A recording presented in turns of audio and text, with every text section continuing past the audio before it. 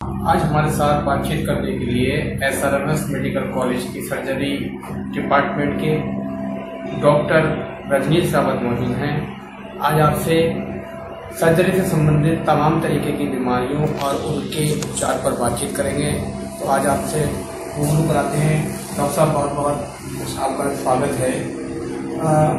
जो surgery department है उसमें एक मरीज को कब आना चाहिए, किस तरीके के लक्षण हों, क्या किस तरीके की जो स्थिति है वो होनी चाहिए? ये सर्जरी मैं doctor Rajneesh Rawat, assistant professor, department of general surgery, SRMS IMS Bareilly. General surgery department में जो मरीज आते हैं, बहुत सारे मरीज ऐसे होते हैं, मतलब क्या क्या किस किस प्रकार के मरीज को आना चाहिए और कब आना चाहिए, समय रहते आना चाहिए, लेट आना है, जल्दी आना है, जो भी है उसके बारे में वृतांत में बताएंगे कि जो मरीज पेट से संबंधित बीमारी हो, कोई घाव से संबंधित बीमारी हो, कोई गांठ से संबंधित बीमारी हो, चाहे वो ब्रेस्ट में गांठ हो, चाहे पेट में गांठ हो, चाहे पैरों की सूजन हो जाए, पैरों में नसों की दिक्कत हो, पैरों में कभी डायबिटिक के मरीज बहुत सारे हमारे देश में आजकल मिलते हैं। तो डायबिटिक फूड जो है इस बारिश के मौसम में बहुत ज़्यादा होने की संभावना रहता है, मतलब घाव बन जाता है, छोटा भी घाव रहता है। डायबिटिक के मरीज में तो हीलिंग पावर बहुत कम होती है, तो वो तुरंत उसको आके उचित उपचार कराना चाहिए। वैसे भी जनरल सर्जरी में हमारे पास जो ज़्यादातर पेशेंट आते हैं वो पेट में दर्द के लिए आते हैं। पेट दर्द के बहुत सारे कारण हो सकते हैं, उसमें पित्त के थैली में पथरी का होना, पित्त की नली में जो होती है उसमें पथरी का होना, पेट में अल्सर हो जाना। कभी कभी मरीज हमारे पास इमरजेंसी में जो आते हैं वो पेट में दर्द और पेट में सूजन लेके आते हैं। उसमें 2-3 कारण हो सकते हैं पेट में दर्द और पेट में सूजन होने के। किसी को आंतों का फट जाना, जैसे बहुत सारे पेशेंट कुछ ऐसी ड्रग्स लेते हैं, दवाइयाँ लेते हैं बिना डॉक्टर के परामर्श से, उससे भी पेट में छेद हो जाता है अल्सर बन के। वो मरीज भी आते हैं पेट फूले, दर्द और सूजन के साथ। कुछ मरीज बार बार एब्डोमेन जो पेट है एकदम फूल जाता है, रुकावट हो गया, कोई कैंसर की वजह से हो गया, कोई गांठ बन गई, कोई धागे बन जाते हैं आंतों में, इसकी वजह से पेट फूल जाता है, बार बार उनको उल्टी होती है।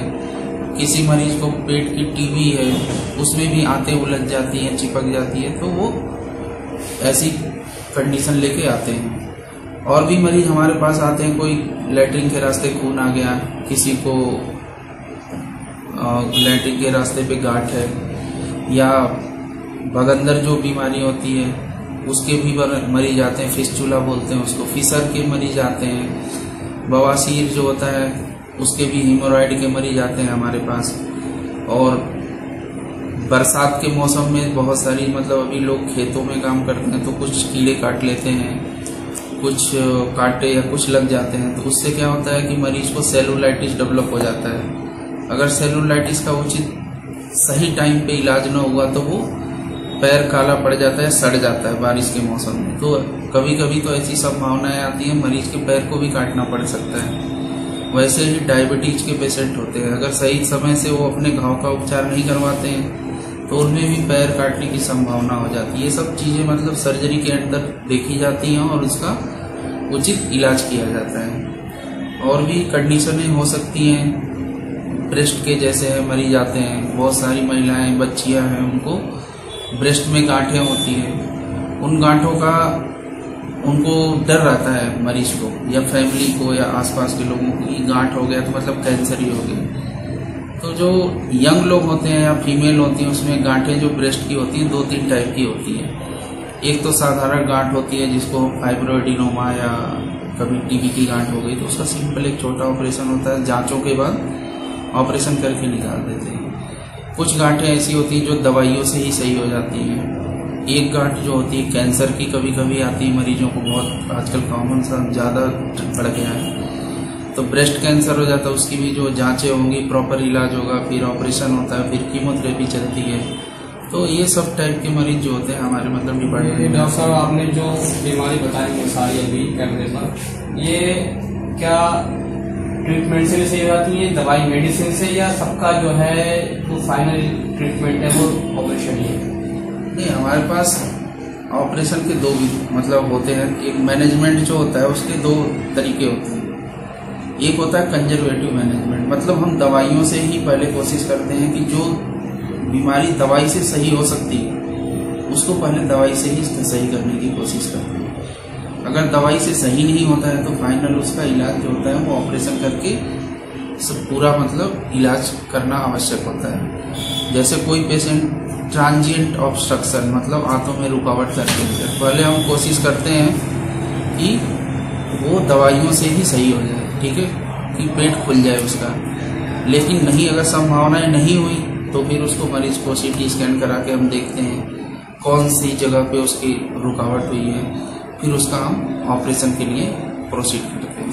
अच्छा डॉक्टर साहब, अगर हम बात करें यूँ तो there are so many general surgeon throughout Delhi as far as Rammurti Smarak medical college, but SRMS में क्या विशेषताएं हैं सर्जरी विभाग में जो दूसरों से जो है इसे थोड़ा सा अलग बनाते हैं? देखिए, करने को सर्जरी हर जगह होती है। एक छोटे कस्बे में भी होती है, एक बड़ी शहर में भी होती है, एक बड़े अस्पताल में भी है, छोटे अस्पताल में लोग करते हैं। बट मरीज की स्थिति कभी कभी खराब हो जाती है। तो जब कभी मरीज जैसे कई दिनों से पेट में फटा हुआ है, बस लैट्रिन पेट में भरी पड़ी है, मरीज की स्थिति इतनी गंभीर हो जाती है उसको आईसीयू की जरूरत, मतलब कहा जाए तो एक छत के नीचे हर स्पेशलिटी की आवश्यकता कभी कभी मरीज को पड़ती है। जैसे हमारा जो इंस्टीट्यूट है राममूर्ति स्मारक, इसमें विश्व स्तरीय हर सुविधाएं अवेलेबल है। आईसीयू है, कार्डियोलॉजिस्ट है, नेफ्रोलॉजिस्ट है। तो जब मरीज भर्ती होता है तो हमारे पास सारे डॉक्टर एक टाइम पे मौजूद होते हैं। विद इन 10 मिनट सारे डॉक्टर आके पेशेंट को अटेंड करते हैं, सभी डिपार्टमेंट के, जिसको जो भी इलाज रहता है। ऐसा नहीं है कि हम सर्जरी हैं, हम सर्जरी सारी चीज हम ही करेंगे। परफोरेशन लेके तो उसको किडनी भी खराब रहती है क्योंकि वो खाना पीना नहीं खाएगा, कुछ नहीं खाएगा, किडनी जाएगी। हार्ट की प्रॉब्लम होती है तो सब लोग देख के एक टीम वर्क होता है जो छोटे अस्पतालों में मिलना थोड़ा मुश्किल हो जाता है। तो हमारे पास जितने भी केस आते हैं most of the refer case ही आते हैं। आसपास के जितने सेंटर हैं छोटे मोटे उनके रेफर हमारे पास आते हैं। तो हमारे पास सारी सुविधाएं अवेलेबल हैं, इसलिए हम लोग उस पेशेंट को जल्द से जल्द ऑपरेशन करने की प्लान करते हैं। कोई भी आया इमरजेंसी में, उसको अगर सब चीज़ उसका प्री ऑपरेटिव जो वर्कअप हो गया तो हम आधे घंटे 1 घंटे में भी मरीज को ऑपरेशन कर देते हैं कि जितना जल्दी ऑपरेशन होगा उतना मरीज का सुधार होगा। हमारे पास ब्लड बैंक है, सर्जरी करना ही नहीं, पोस्ट ऑपरेटिव केयर या ब्लड हर चीज़ की अवेलेबिलिटी तुरंत होनी चाहिए मरीज को। कि ब्लड हम ज़रूरत पड़ी 2 घंटे बाद ब्लड आ रहा तो उसका फ़ायदा नहीं रहता मरीज को। उससे मरीज और हो सकता है खराब स्थिति में जाए, जब तक आए तब तक और डाउनफॉल हो जाए। तो इस ऐसी जगह जहाँ पर कराना होता है जहाँ पर मतलब हर सुविधा अवेलेबल होता है। हमारे पास हर सुविधा अवेलेबल है। आईसीयू का बहुत ही बढ़िया आईसीयू है हमारे पास, हर चीज़ फैसिलिटी से लैस है आईसीयू। वहाँ जो इंटेंसिविस्ट हैं वो भी वेल क्वालिफाइड इंटेंसिविस्ट हैं जो मतलब पेशेंट को मैनेज करते हैं। पोस्ट ऑपरेटिव मैनेजमेंट भी बहुत इंपॉर्टेंट है सर्जिकल पेशेंट में। डॉक्टर साहब, SRMS में आप लोगों के डिपार्टमेंट में जो सर्जरी है उसकी कितनी विधियां हैं, कौन कौन सी विधि से सर्जरी होती है? और सर्जरी में हमारे पास जो एक तो पुराना मेथड ओपन सर्जरी का होता है, जिसमें ओपन सर्जरी के बहुत सारे कुछ ऐसी सर्जरियां हैं जिनको ओपन ही करना होता है। कौन कौन सी? बहुत सारी, जैसे लेप्रोटोमी हो गया, जैसे कोई आंत फट के आ गई, कोई एक्सीडेंट का पेशेंट आ गया, ठीक है, जो भारी फटा हुआ है, आते हैं स्प्लीन निकालनी है, बड़े ऑर्गन को, किसी को किडनी निकालनी है, किडनी के भी मतलब हम लेप्रोस्कोपिक भी निकालते हैं। तो कुछ है जो ओपन ही होंगे, उसका कोई डाउट नहीं है। कुछ जो इलेक्टिव सर्जरी है वो लेप्रोस्कोपिक से होती है। लेप्रोस्कोपिक एक मतलब एडवांस विधि है जिसमें मरीज को अर्ली बहुत जल्दी मतलब ऑपरेशन हो जाता है, अर्ली उसको खाना खाने का, अर्ली उसको छुट्टी हो जाती है, अपना अर्ली रिकवरी मान लीजिए, उसको काम करने अपना जा सकते हैं। पैसे की भी उसमें बहुत बचत होती है और मरीज के लिए मतलब बहुत एडवांटेज है। तीसरी हमारे यहाँ एक जो अभी आई है सर्जरी, वो रोबोटिक सर्जरी है। तो रोबोटिक सर्जरी में भी हम डॉक्टर ही परफॉर्म करते हैं, रोबोट से होता है। वो भी एक हाई स्किल सर्जरी है। मतलब उसमें हम बहुत सारी सर्जरी जो होती है पेल्विक रीजन की या प्रोस्टेट की, किडनी की, सारी सर्जरी उससे भी होती है, बस बहुत एडवांस टेक्नोलॉजी है। वो अभी धीरे धीरे पब्लिक को अवेयरनेस आएगा तो वो एक्सेप्ट करेंगे। जैसे पहले ओपन सर्जरी होती थी तो लोगों ने लेप्रोस्कोपिक से सोचा कि नहीं कराएंगे। फिर अभी लेप्रोस्कोपिक, अब कोई भी आता है मरीज तो हमको बोलता है सीधा कि हम लेप्रोस्कोपिक सर्जरी कराएंगे। वैसे ही आने वाले दिनों में लोग यही बोलेंगे कि हमको रोबोटिक सर्जरी करानी है। तो ये है 3-4 मेथड है हमारे पास। मतलब सर्जरी कौन सी होती है? रेयर सर्जरी ऐसा कुछ है नहीं।